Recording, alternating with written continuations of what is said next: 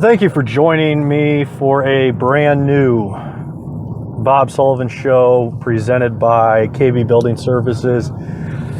Tonight I will be interviewing Rusty Lord, Chief Meteorologist from the Channel 6 News in Omaha, and we enjoyed our meal of extra hot wings and a cheeseburger at Brick Street Tavern in Millard, just off of Millard Avenue.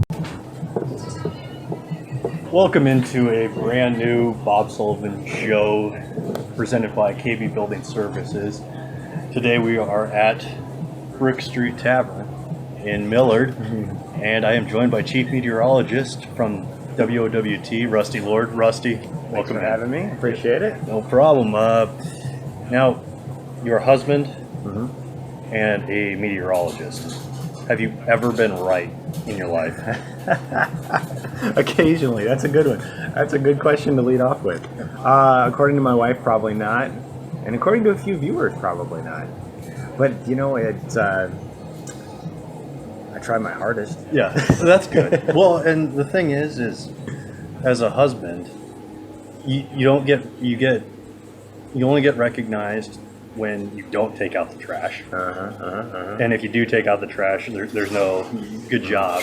And as a meteorologist, if you're wrong, you get a bunch of emails. You never get emails when you're right, when there was actually 0% chance of rain. And that's the thing. I occasionally get I have people that say, like, hey, thanks for the nice day. I was like, hey, I'll take the credit if you're dishing it out, because it's usually 20 to 1 or 30 to 1. The bad comments to the good sometimes. But even at home, too, I always joke around with people. I say I'm married to Monica Geller, friends. Yeah. My wife loves to keep things clean, which is great. I love it. The house is immaculate. But I can find, if I leave something in the sink, she'll find it. And she's got the nose of a bloodhound. She can smell if there's something in the garbage that's a little funky. So I got to stay on top of it.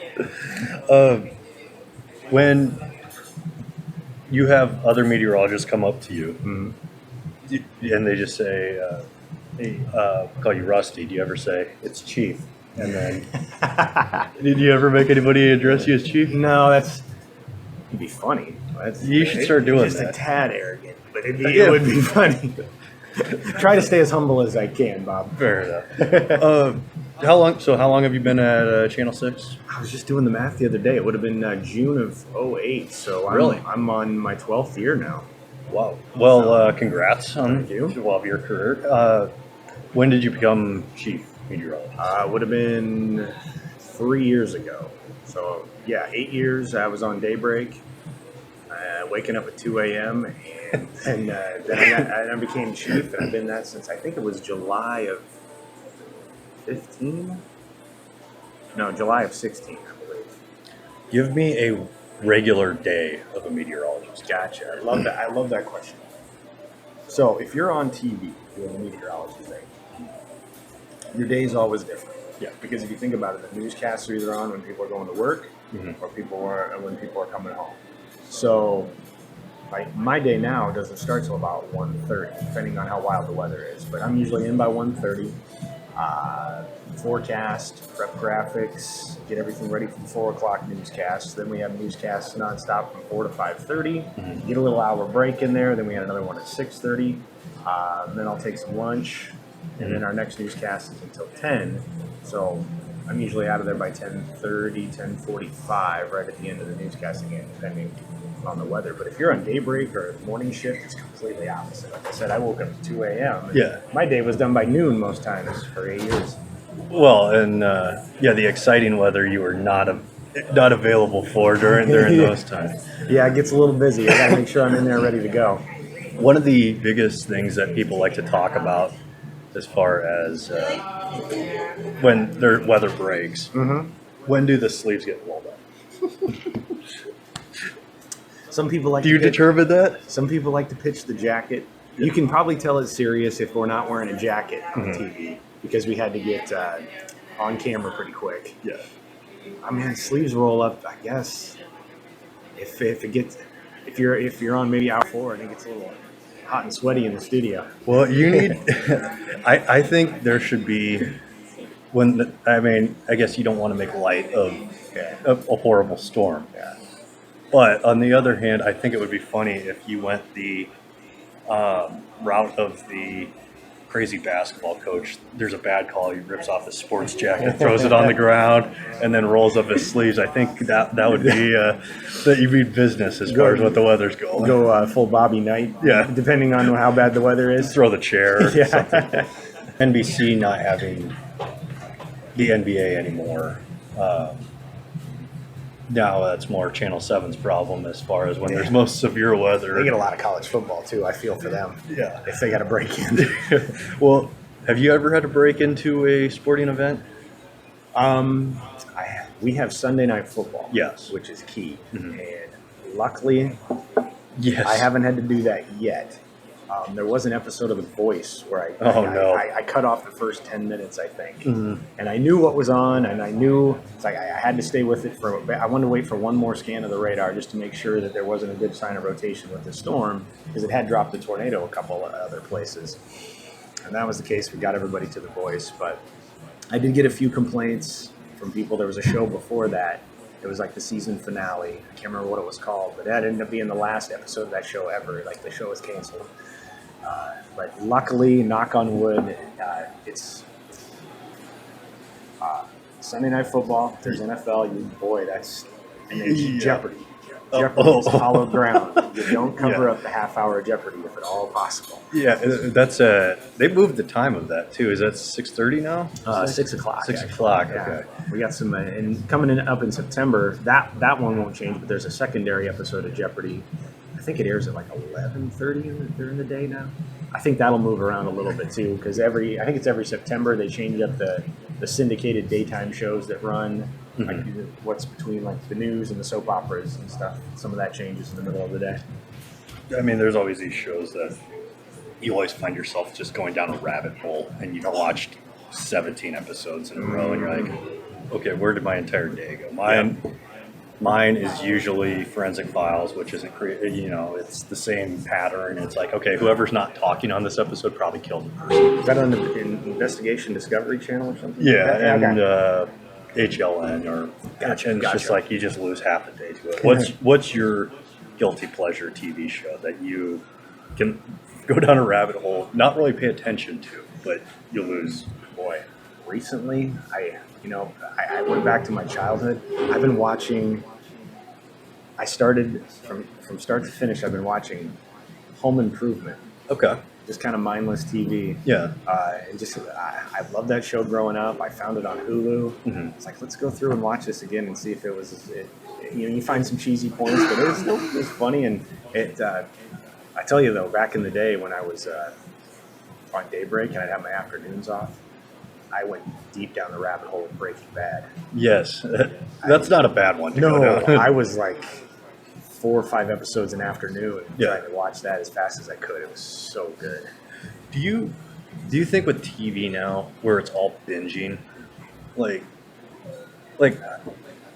other than like Game of Thrones, like nobody, you don't watch a show week to week really, and there's no commercials for anything anymore, so there's no time to like mute the TV, walk out of the room, kind of process what you just watched, and then come back and then watch it again. Plus, you're on your phone sometimes when you're watching too. I have to watch on my phone so Really? that I don't get distracted by my phone. Oh, that's a good way to do it. Well, it's a really stupid way too. It's a good idea. At least It's a you good stay focused. Yeah, to stay focused. So I don't have 35 other things going on. But what do you like TV better now with the binging, or have you even thought about the not processing stuff from week to week, from commercial to next break or whatever?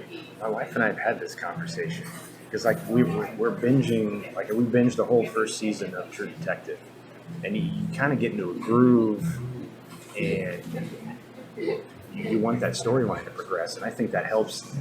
Everybody's like on-demand culture right now. Everybody wants to have everything immediately. Like when a new season comes out on Netflix, they'll roll through it. Yeah. But like with Yellowstone that we're watching, I kind of like waiting for the next episode because you process, you see what's going on, you see what people talked about. Maybe there's, what was it? Walking Dead. When I was watching that, Yeah. a lot of people would. If you watch The Talking Dead, and then you'd hear different theories and different directions the storylines might go. It's like, oh yeah, I forgot about that. I think people miss out on that now just because we're in this we want it now mentality of everything. We want our news on demand. We want our TV shows when we want it. And we're almost spoiled in the fact that, there's no like appointment television hardly anymore. Right. Back in the days when like my parents were waiting for the next episode of Dallas to show up. Right, yeah. Yeah, you're like, or waiting, like when the summer actually meant like hiatus for a show, and now there's seasons starting on June 27th or something like that. Specifically for the summer because they know there's somebody that's going to watch at some point. Show that you are currently binging that you would be most angry if Rusty Lord broke in with a weather update. Oh, wow. Oh, that's a good one. That's a good one. It'd probably be Yellowstone. Yeah, okay. Because if I were watching that, man, the last couple episodes have been intense. And I would hope for the crawl on the bottom of the screen. Yes. Rather than me. I would understand where that anger would come from. But I would understand it and I would be sympathetic. With the new age of Facebook, Twitter, all that stuff, you guys have to, you, Mallory, everybody has to have you do like 6 to 7 minutes every day or multiple times a day on Facebook, being more interactive with the viewers. And I get it, but is it, because it's just the nature of where we're at in society right now. Those, you're going to have to say you like them. But with those, what's the worst part of doing this, I guess? Or do you prefer that to an alternative? Or? Well, earlier on I didn't like them as much because it was another thing. Right. 20 years ago, 30 years ago, there were 3 channels on TV. And that was the only way people got information. Now there's cable TV, there's the internet, there's all of the social media. You have to be in these places to reach people and tell them what's going on. We used to do live streams during big weather events, and this has kind of replaced that, which is, it's a good way to interact with viewers, if it makes sense. Yeah. And they actually have turned into something that's kind of fun for me. The only thing that I don't like about social media is it seems to be all consuming. Like people want info now. Yeah. And between Twitter and Facebook, like you just have to set the phone down sometimes on the quiet days. And be like, hey, I have a wife, I have a couple dogs, I gotta focus on something other than weather and social media for a little while. Yeah. But it's just a product of there's just so many avenues people are getting their information now. If you're not there, somebody else will. Well, I'm gonna eat one of those on camera. Yeah, I think I'm gonna go ahead and try to eat all of these on camera if possible. But we're back with got our food. I went with the extra hot. And there's already been a little bit of a gasp for water. And what did you do here? I went with the build your own burger. I'm a toppings guy. I love toppings on my burger or toppings on my pizza. The more the merrier. It's so good. All right. Well, I would say cheers, but I don't want to burn your mouth. So cheers. Cheers. And oh yeah. this is all right.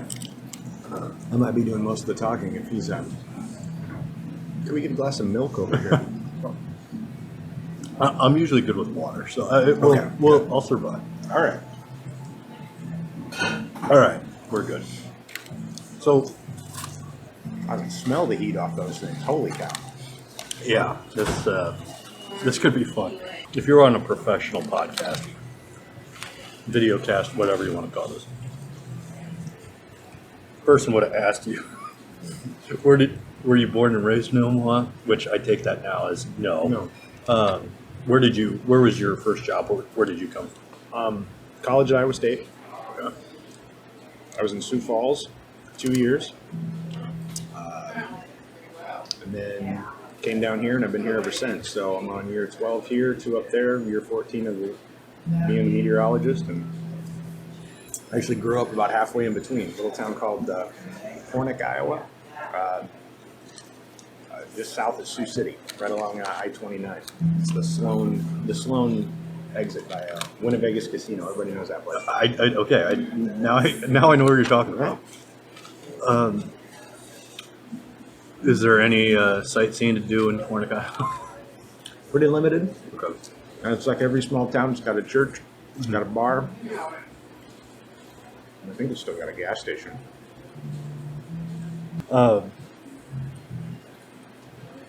I've never been in a bar in a small. I've been in a bar in a small town, but I've never been in one where there was actual people there. And like, how does a place like this survive? You know, like, and I mean, a lot of those small towns, and that's why whenever I go to a small town, I try not to go to like a McDonald's or a Burger King in some place like that. Because one, it's just boring, and then two, try to support some, you know, local business that's trying to make it. So That's what. Well, I grew up in Hornick, but it was actually a farm. Mm-hmm. So our school was made up of 5 small towns, and we all went to school in Sloan. Westwood Community School is what it was called, and that's where most of the stuff was. There was a little pizza place that actually just closed up. My high school buddies and I made a road trip back. It closed up the end of January or end of July. okay. So we went up there to get pizza before it closed down for the final time. And but yeah, little places like that. There's a couple little bars there that we'll go. You get your Busch Lights, your Bud Lights, your Miller Lights on tap, and you sit there. And the locals hang out. And I went back for an alumni baseball game. It was kind of fun, and everybody was having a good time. But yeah, it's a lot. I like spending money like a place like this. Here local in town, and then you get to try something different. You might find something you didn't even know was on the menu or available in town. You could find that incredibly hot wings. Yeah. Yeah, these are. There's a late drive to them. Sneaks up on you. You're breathing a little heavier there, man. You gonna make it? Yeah. I'm slowing down a bit, but I'll be good. These commercials for like Channel 6 has the best news team, Rusty, Mallory. And then that end the commercial, there's always you 4 standing around like a computer pointing at one thing. Has that ever happened in the history of your time, other than for a commercial? Have you 4 been huddled around one Nope. computer? I gotta say that's never happened. Good observation, by the way. Thank you. That is staged for a promotional commercial. I understand I that, but I like know. the aspects of commercials where And there's something that would never happen. yeah. And if in case you're wondering, it is just as awkward as it looks Okay, yeah. when you're recording it too. Yeah. 'Cause we'll be saying stupid stuff, trying not to crack a smile when we're doing that. And there's probably lip readers out there watching those going, "What did he say?" Look at this cell right here. Last question. What's the what do you think the worst place to be a meteorologist would be? Oh, jeez. And where would the easiest place to be a meteorologist be? Easiest would probably be Hawaii or San Diego. I would get boring after a while. Hardest place? Boy. For lifestyle, probably somewhere in Antarctica. That would be brutal. But Well, I would say Seattle would probably be on par with Hawaii and San Diego, because it would just be, well, it's going to rain today. you'd be surprised, man. My wife and I went to Seattle. It's a lot tougher with the mountains on the side. Anytime you get changes in elevation, that really messes with things. I would say the worst place for me, I hate hurricanes. No. Anywhere in Florida, I'd pass. I just wouldn't enjoy covering those. Those are like, they can last a couple of days, and plus you're on air before that, leading up to it. And I mean, it's one of those things too. If you're working as a meteorologist and there's a hurricane rolling in, it's not like selectively picking stuff out. Like your crap's gonna get flooded or destroyed too. So once you're done doing that, you have to go clean up. You got to go clean up all that. Yeah. I want nothing to do with hurricanes my entire life. I passed. Understandable. Pass. Well, one moment. Let me go clean my hands really quick, No and problem. then we'll finish this really. Okay.